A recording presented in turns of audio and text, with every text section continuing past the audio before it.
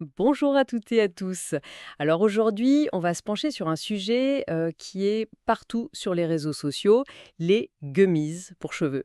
Bonjour. Oui, cette promesse qu'on pourrait accélérer la pousse des cheveux juste en mangeant des bonbons. C'est exactement ça. Et pour décrypter ce phénomène, on a une mission un peu spéciale. Notre source unique, c'est un article du blog d'une marque, Madame la Présidente, qui vend justement ses produits. Ah, donc on est un peu jugé parti si on veut. Voilà, le défi, ça va être de lire entre les lignes, de séparer l'info de l'argumentaire marketing. C'est un excellent point de départ. Parce que avant même de parler des ingrédients, il faut avouer que l'idée est brillante. Le marché est saturé de comprimés, de gélules, c'est très médical, un peu rébarbatif. Oui, c'est une contrainte, exactement. Et la source le dit bien, en transformant ça en friandise, on passe au plaisir. Ce n'est plus un traitement, c'est un petit rituel gourmand. C'est malin. C'est clair, le format est hyper séduisant. Mais alors, la vraie question c'est, est-ce que c'est juste un bonbon avec des vitamines dedans?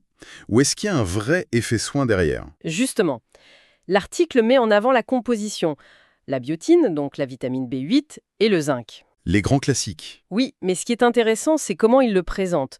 On ne dit pas juste «ça fortifie». Non, non.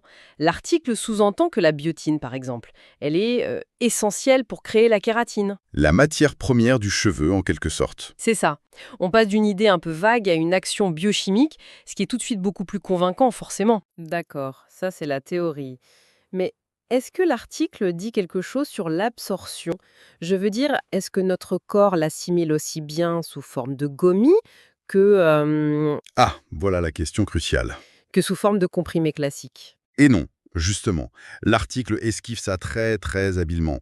Il se concentre sur les bienfaits connus des ingrédients, mais il ne donne aucune donnée sur leur efficacité réelle, leur biodisponibilité dans ce format. Donc c'est une association d'idées en fait. C'est une stratégie marketing classique. On te montre la science du composant A, on te vend le produit B qui contient A et on laisse ton cerveau faire le lien, sans jamais le prouver. D'accord.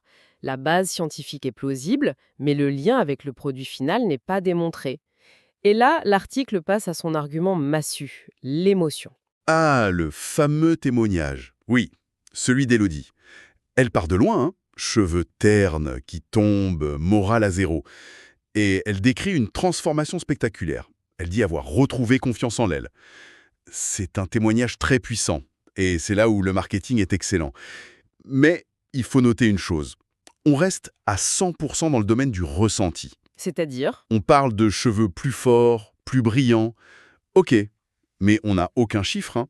Pas de mesure de la chute avant et après, pas de mesure de la densité.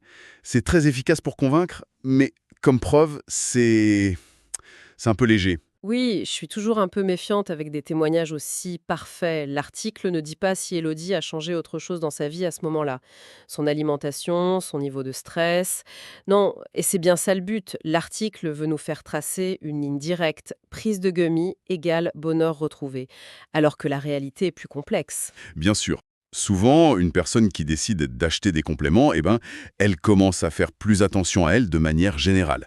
Le simple fait d'instaurer ce rituel, ça peut avoir un effet placebo très puissant.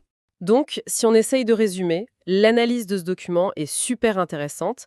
Ces gummies, c'est un peu comme ouais, un coach personnel pour cheveux. J'aime bien cette image. Ils apportent des outils qui sont potentiellement utiles, comme la biotine et le zinc, mais ils ne font pas tout le travail tout seuls. Et une grosse partie du bénéfice pourrait venir juste de l'attention qu'on se porte. C'est exactement ça. Et ça nous amène à la question de fond que cet article soulève, peut-être sans le vouloir. Laquelle? Qu'est-ce que les gens achètent, vraiment? Est-ce qu'ils achètent la promesse d'une action biochimique sur leur follicule pileux? Ou est-ce qu'ils n'achètent pas plutôt l'espoir et le sentiment agréable de prendre soin de soi tous les jours? La marque vend la première proposition. Mais son succès repose probablement sur la puissance de la seconde, et ça interroge vraiment sur la part du résultat qui vient des ingrédients et celle qui vient simplement du rituel et de l'attention qu'on s'accorde, à nouveau.